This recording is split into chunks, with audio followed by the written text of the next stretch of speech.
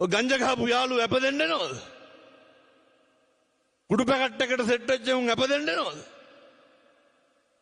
මොකක් කරි වුණාම පුතේ මොකෙක් ඔක තේරෙන්නේ නැහැ නේ මේ කොල්ලොන්ට ඒකනේ කියන්නේ. දෙයක් වුණාට පස්සේ ඉන්නේ අම්මයි තාත්තයි කසාද මැදලා නම් බිරිඳයි විතරයි. ඔච්චරයි. ඒ වුණාට හපංකම් පාන්නේ කාටද? අම්මටයි තාත්තටයි බිරිඳටයි.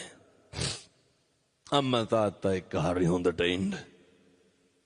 නේ ඔය හරි ආදරෙන් ගෙවල් වල අම්මා තාත්තා එක්ක ඉන්න ඕනේ. මම මේ අලුත්ගම තරුණ මහත්තුරුන්ට පොඩි යෝජනාවක් කරනවා. දැන් අද නොවැම්බර්නේ මම ජනවාරි 25 එනවා උඩකොටුවේ පන්සලට බණකට. ඉරිදා කට්ටියම එන්න ඕනේ. ඔය එතකොට මට මේක ආයෙත් අලුත් කරන්න පුළුවන්. මතක තියාගන්න. හෙට ඉඳන් ජීවිතේ මුස්පේන්තුකම පිරিলা නම් තියෙන්නේ. දන්නවනේ මුස්පේන්තුකම කියන්නේ මොකද්ද කියලා. ඔය ඉන්නේ කෙල ඉන්නේ මොකවත් කරන්න බැරුව. පාන්දර 2-3 වෙනකම් ෆෝන් නොබනවනේ. තල්ලු කර කර ඉන්නවා. යකඩ කපනේ වයි ඔයනේ ලුණු කපනේ වයි සර්පෝ තම්බනේ ඕනේ බලන්න. උදේ 10ට විතර නැගිටින්නේ. ඔහොම හරියන්නේ. තරුණ මහත්තුරු මතක තියාගන්න ඕනේ. එට ඉඳන් කිසි කෙනෙකුගේ සිගරට් එකක් බොන්නේ නැහැ. ලැජ්ජ නැද්ද එකයි සිගරට් කෑලි බොන්න? එකයි බයිසිකල් වල නැගලා යන්න. පස්සෙන් යන්න. උල්ලි වැඩක් කරලා හරි කමන්නේ හැන්දෑවේ ගෙදර ඇවිල්ලා කරන්න තියෙන යුතුයකම් ටික කරලා. ඔය සමහර තාත්තලා බලන්නකො වැඩ ඇරිලා එනවයි යනවයි දෙකම එකයිනේ. තාත්තලා හිතන් ඉන්නේ පොරවල් ගියේ නැත්නම් අරුන්ට වෙරි වෙන්නේ නැහැ කියලා. කාටද යාළුවන්ට? කොල්ලොන්ටත් ඕක තියෙන ලෙඩක්. කොල්ලෝ හිතන් ඉන්නේ යාළුවෝ තරහ වෙනවලු ගියේ නැත්තම්. පුතේ හොඳට කල්පනා කරන්න.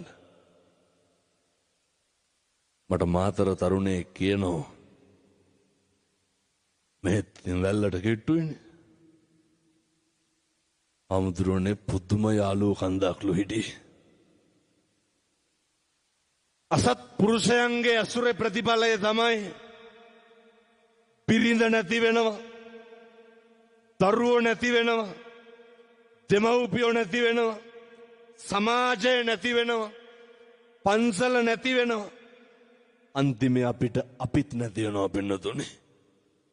එහෙම නෙමෙයිද? කවුද ප්‍රිය කරන්නේ?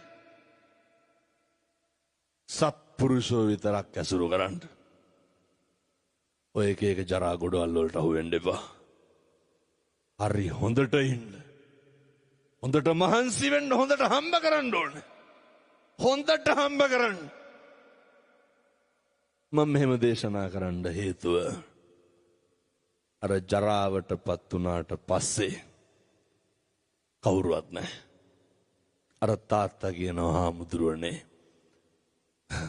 මගේ ඉඩ කඩන් දැන් මට මතක් වෙන්නේ. යාළුවෝ ඉන්නවද? අර තරුණ මේක ටිකක් හොඳට මතක තියාගන්න ඕන. ඔය හැම සතියන්තෙම ටවුන් එකට යන්න බෑනේ ඇයි? ළමයි පන්ති ඇවිල්ලා. අනේ මෙහෙ ගොම් පැටව කොල්ලෝ ඉන්නවා. එහුන් අත කපා ගන්නවා පොඩ්ඩ බැයිනා. දැකලා නැද්ද? දෙන්න නම් හිතනවා පින්නතුනේ. ඔය පිරුවෙන් ඇරලා යනකොට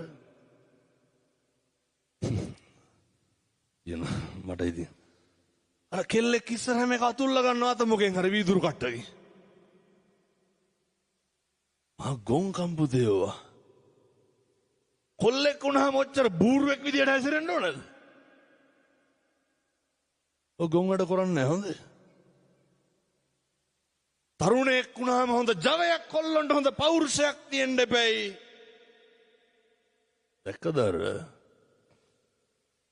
ගම්පොළ අවුරුදු 16 කෙල්ලගේ බෙල්ල කැපුවා. කවුද කැපුවේ? කොල්ලට අවුරුදු 27යි.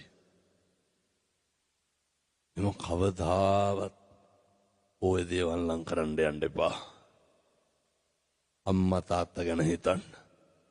සේරටම කලින් තමන් ගැන හිතන්න. අඳින්න ඩෙනිම් 3ක් නැහැ. මගුල් කණ්ඩ කතාව. මේ පින්නතුනේ මේ සාජහල්ලා වෙන්න හදනවානේ.